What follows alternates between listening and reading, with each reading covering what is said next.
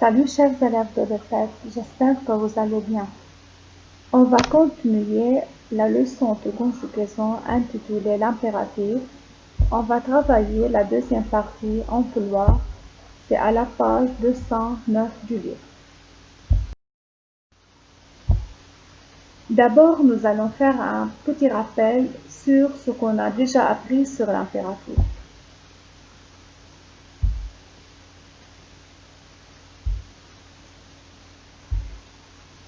Comme on a déjà appris, l'impératif c'est l'un des mots du français comme l'infinitif, l'indicatif, le subjonctif, le conditionnel.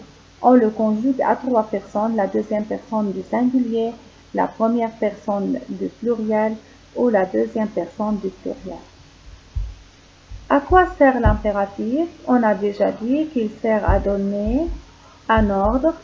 Par exemple, fais ton devoir.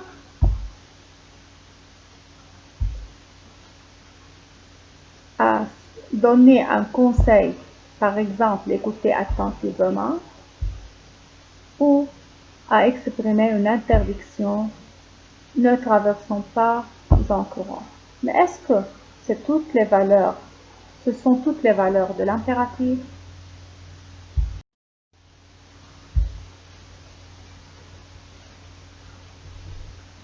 Pour savoir qu'exprime l'impératif dans un texte, prenons quelques exemples afin de déduire les emplois de ce mode verbal.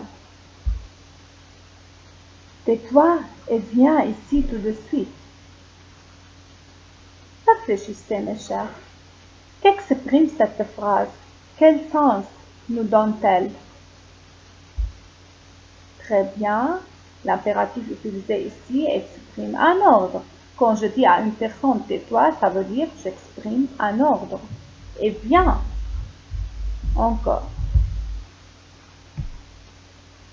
Branchez la prise Péritel sur votre téléviseur ou cassez des œufs et incorporez les uns par un. L'impératif ici exprime des instructions. Prenons des autres exemples. Prends de temps pour te reposer.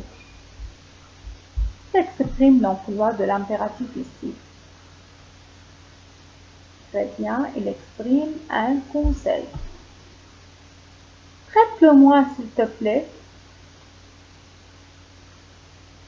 Très bien, l'impératif ici exprime un souhait. Viens avec nous ce jeudi soir. Bravo. L'emploi de l'impératif ici exprime une invitation. On invite quelqu'un à venir chez nous. Le sens de la phrase le montre. Apportez vos affaires de français mardi. L'emploi de l'impératif ici exprime une demande. Très bien, on continue. Ne fumez pas ici. Qu'est-ce que l'impératif exprime-t-il ici? Très bien, il exprime une interdiction. Ne nous pressons pas. On a utilisé ici la première personne du pluriel et l'impératif ici exprime une recommandation.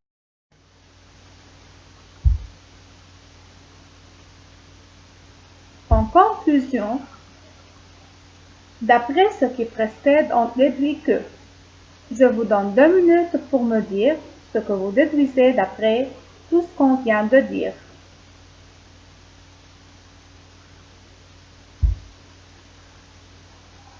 L'impératif est un mot qui exprime très bien une demande, un ordre, un conseil, un souhait, une invitation, bravo, et une interdiction lorsque le verbe est à la forme négative. Bravo. Maintenant, on va lire ensemble une phrase. On va l'analyser, puis on va essayer de dire ce qu'on remarque à propos de la phrase. Allons-y. Qu'ils viennent plus tard.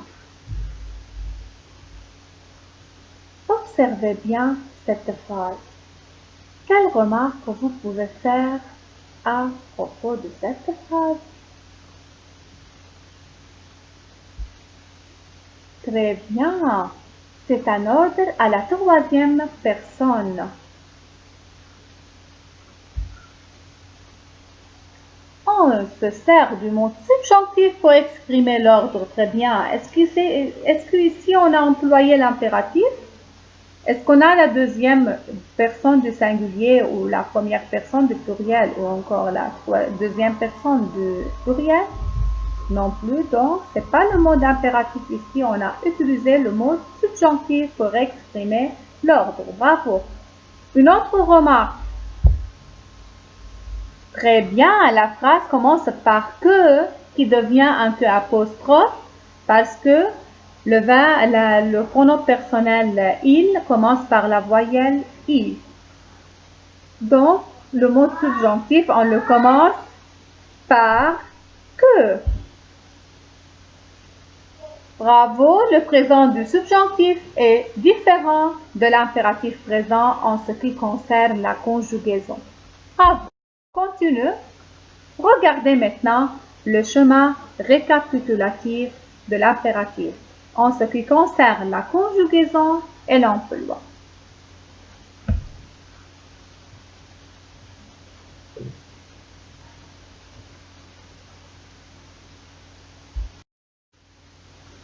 Maintenant, passons à une activité d'application. N'écris pas sur le mur. Quel mode on a utilisé ici? Très bien, c'est l'impératif. Qu'est-ce que l'impératif exprime-t-il dans cette phrase? Comme vous êtes magnifique, on emploie l'impératif ici pour donner un ordre à quelqu'un pour faire une chose ou pour ne pas faire quelque chose. Quand je dis à une personne n'écris pas sur le mur, ça veut dire je lui donne un ordre pour ne pas écrire sur le mur, la forme négative. Très bien. Prenons un autre exemple. Ne fumez pas. C'est nuisible pour la santé. Très bien, mes chers. On a utilisé l'impératif ici. Et qu'est-ce qu'il exprime? On l'emploie ici pour exprimer, très bien, une défense ou indiquer que quelque chose est interdit. Il ne faut pas la faire, il ne faut pas fumer. Très bien. Prenez la première gauche. Très bien. Encore, on a utilisé l'impératif à la deuxième personne du pluriel et l'impératif exprime ici des conseils. On donne un conseil en ce qui concerne la direction du lieu à quelqu'un qui nous demande l'aide. Très bien. Passez un bon séjour à Bruxelles. Très bien, c'est l'impératif ici, mais qu'est-ce qu'il exprime? Bravo! Il exprime un souhait. On souhaite à quelqu'un de passer un bon séjour à Bruxelles. Prête-moi ton cahier d'exercice, s'il te plaît. Encore, c'est un verbe à l'impératif présent, employé avec la deuxième personne du singulier. Très bien. Et qu'est-ce qu'il exprime? Très bien. On demande quelque chose de quelqu'un. On demande à quelqu'un de nous prêter le cahier d'exercice. Bravo. Si tu veux aller au concert, réserve la place tout de suite. Remarquez bien ici la structure de la phrase. On l'a commencé par si avec tu plus le verbe vouloir veut aller. Si tu veux aller, alors si tu veux aller, qu'est-ce que tu vas faire? Tu vas réserver une place. Réserve, c'est l'impératif très bien. Et qu'est-ce qu'il exprime ici? Comme vous êtes magnifique, mes chers, il exprime Un fait futur soumis à une condition. Si tu veux aller, réserve. Très bien, mes chers. Maintenant, on va passer à des cas particuliers avec le verbe vouloir à l'impératif présent.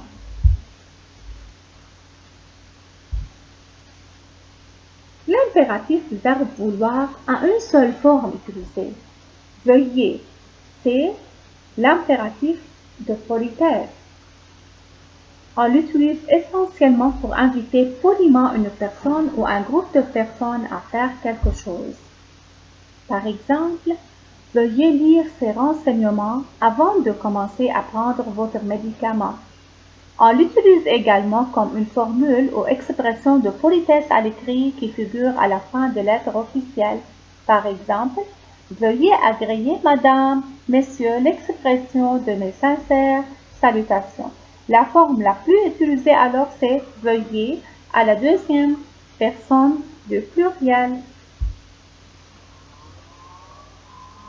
Encore, on a une toute petite remarque en ce qui concerne l'emploi de la conjonction dans avec le mode impératif.